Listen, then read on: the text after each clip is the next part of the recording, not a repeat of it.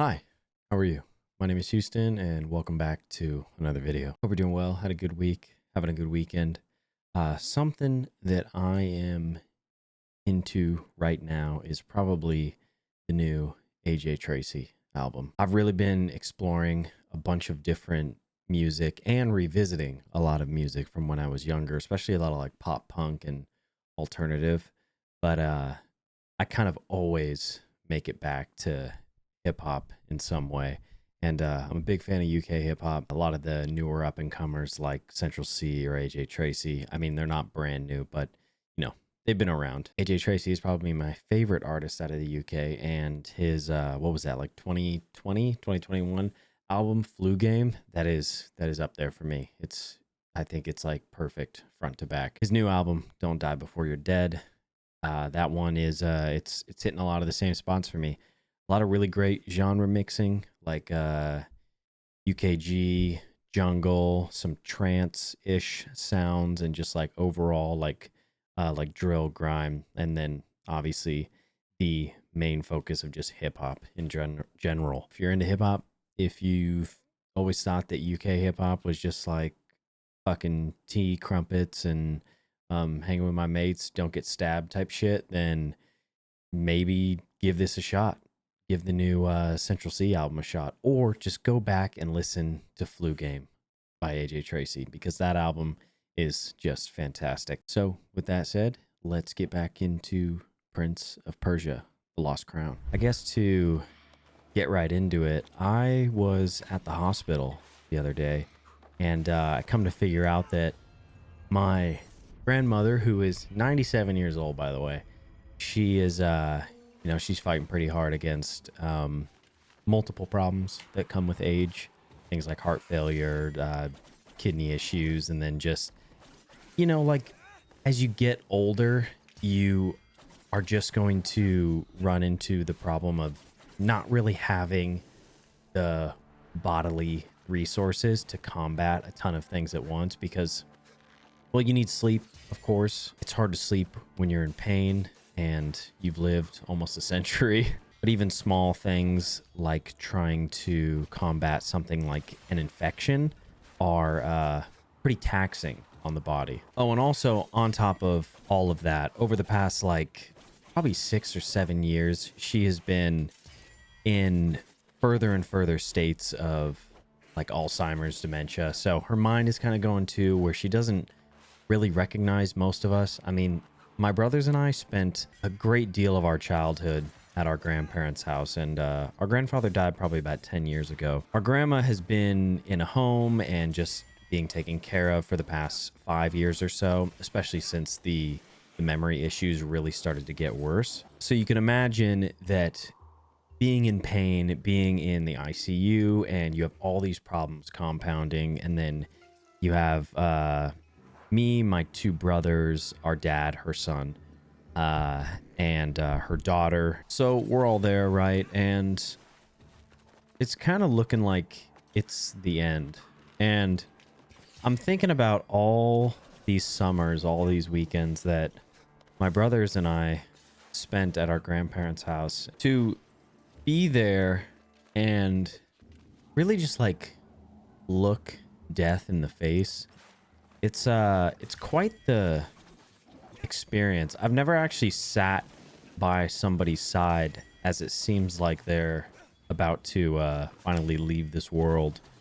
And it really hit me hard, especially as somebody who is constantly like reading about philosophy and just engaging with the practice as much as I do. I'm thinking about all the good times I had with my grandparents, but also all the times where you're just a kid and you're kind of like annoyed that your grandparents are making you like do a chore or something, or you're like, oh well, I have to drive all the way over to their house for the weekend, and this is the only time I get off school. So, or at least this was me and my brother's particular situation, where we'd have the weekend off from school, and we would drive 3 hours over there for like 2 days, and then we'd have to drive back and go to school.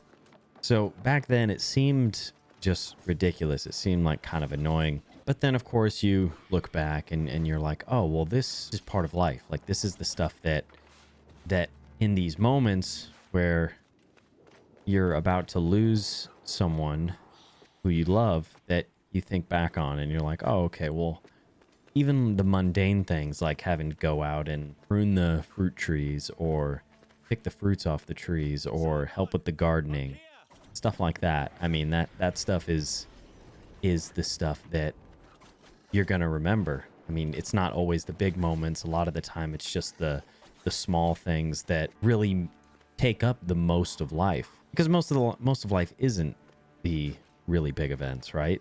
Most of life is just happening right now. I think the hardest part about seeing my grandmother like that, actually, so I didn't get to see my grandfather die. He was carrying groceries in for my grandmother at like 85, 86 years old. And he set the groceries down and heart attack, just collapsed, and he was pretty much dead immediately. But seeing my grandmother in that state, it's obviously very tough, right?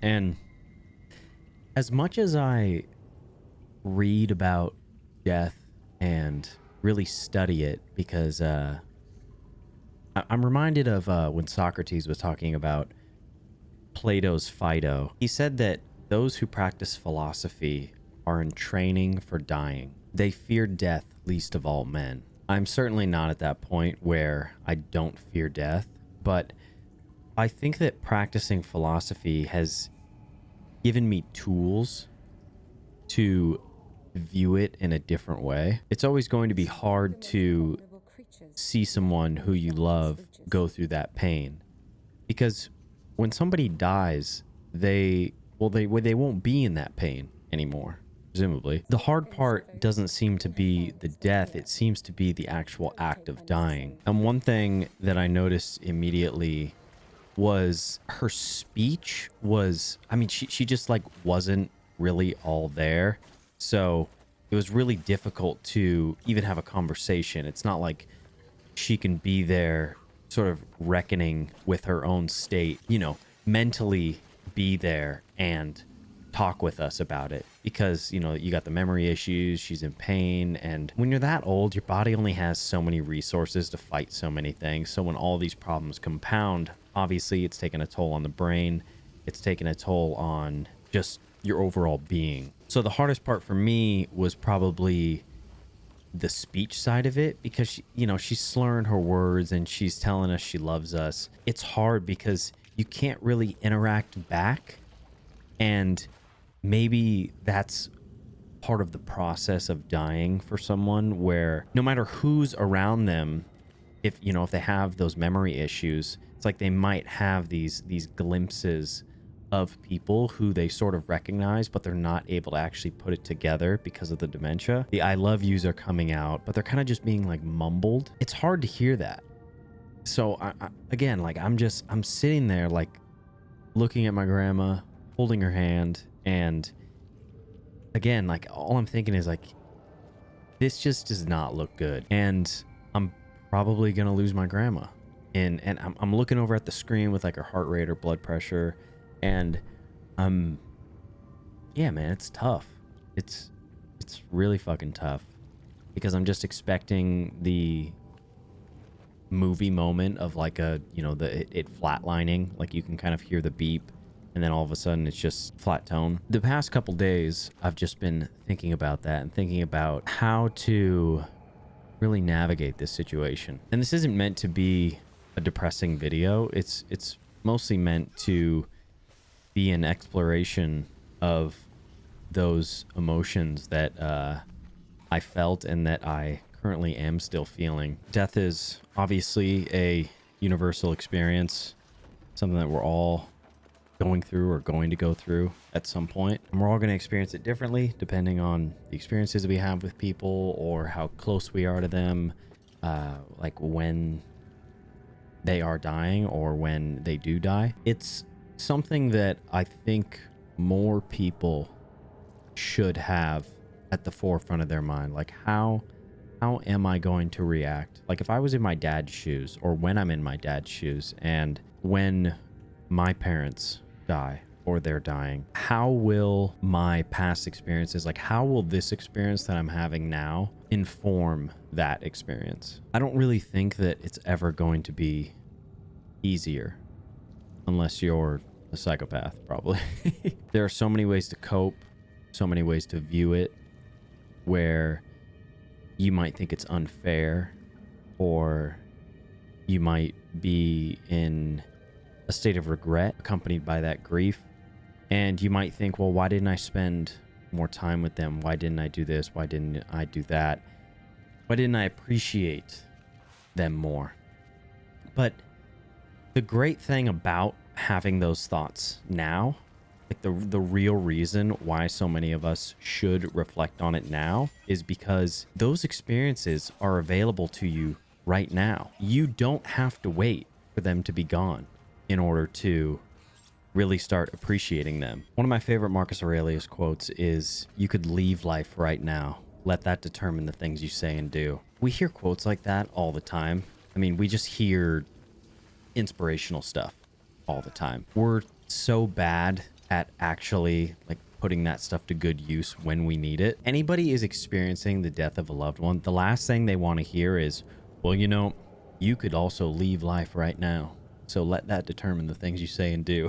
Like, dude, nobody wants to hear that shit. The only thing you should probably be giving to people who are grieving is like more love and support. You shouldn't be reminding them that, you know, you could have practiced for this. You should have probably studied more philosophy. There's a bit of a brighter ending to all this, by the way. My grandmother, I had just figured out like yesterday afternoon, she got taken out of the ICU and she's now in just like a care unit, like a standard care unit. So that's good. She is getting better. She's not completely out of the dark yet. But yeah, this has presented me with an opportunity to really think about this stuff. So I just wanted to share it here because you never know, man. People could, I mean, we're all dying right now, right? Every moment that goes by. And I know that's trite, but it's worth constantly reflecting on and using those reflections, putting them to good use to tell the people in your life that you love them. Like, don't let the loss of life remind you that you should be telling the people that you love that you care about them.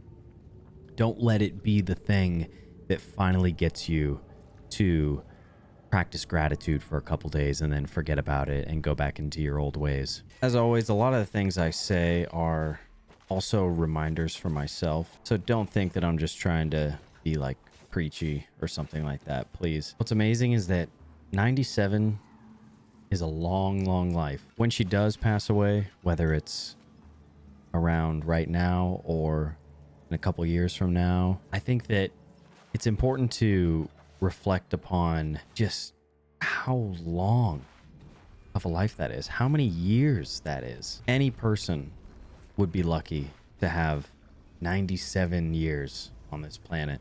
I mean, I was just thinking, like, in terms of my own life, I'm 30 right now. If I live till I'm 97, I mean, that would be 67 more years. That means that I've only lived about a third of my life. I've only had about a third of the experiences that I could have, a third of the wisdom, a third of the just the connections, the relationships that I could form. Every moment is an opportunity to reflect on like what is and what could be. If at any point you think like, oh man, it's too late, like I've already it's over for me, just don't let anybody ever convince you of that, because even if you're middle age, like even if you're like 60, it's not too late.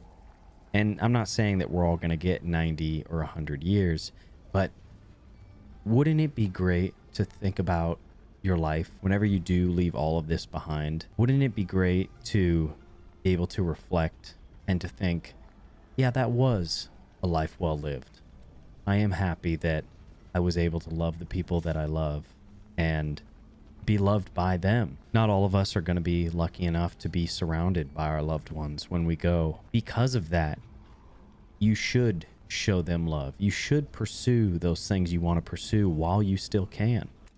And the only moment you have is right now to start cultivating those things, to appreciate not only the good things, but the difficult things. Appreciate the opportunity to struggle, to like try and get good at things, to suck at them and to get better at them, to spend weeks, months, years, decades cultivating skills, connecting with people, going new places, being someone who is reliable, being someone who people can think about, or, you know, think about the eulogy that you would want people to give you. And I don't mean that in a narcissistic way. While there are people that are alive that will remember you, don't you want them to remember you as someone who made a lasting positive impact? I don't mean founding a Fortune 500 company type impact. I mean instilling wisdom, instilling care and consideration into people, being someone who is remembered as being compassionate, someone who, when someone thinks of you, they have all these beautiful memories. You can start creating those things, creating those feelings in people right now. And I don't think you should live for your memory. You should live because this is presumably the one chance you get. Yeah, I mean, you know, we're all in different situations, some luckier than others, but you're here. And to just be conscious of that and to be mindful of every moment you have, I think that's everything. Death being the end of life has a lot to teach us about living our lives. The very idea that it hurts so much to see someone leave this existence means that they mean so much to you. They had an impact on you.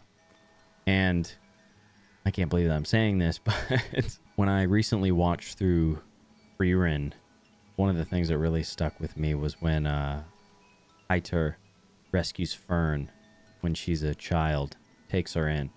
And he says something like, the only way that the memories of those you've lost will carry on is if you carry on. If you lose someone and you love them and you care about them, or when you lose someone, make sure to keep their memory alive by telling people how much you love them, telling people all the great things about them, how they made you laugh, they made you smile, how they kind of pissed you off, and, you know, only the way that certain people can piss you off.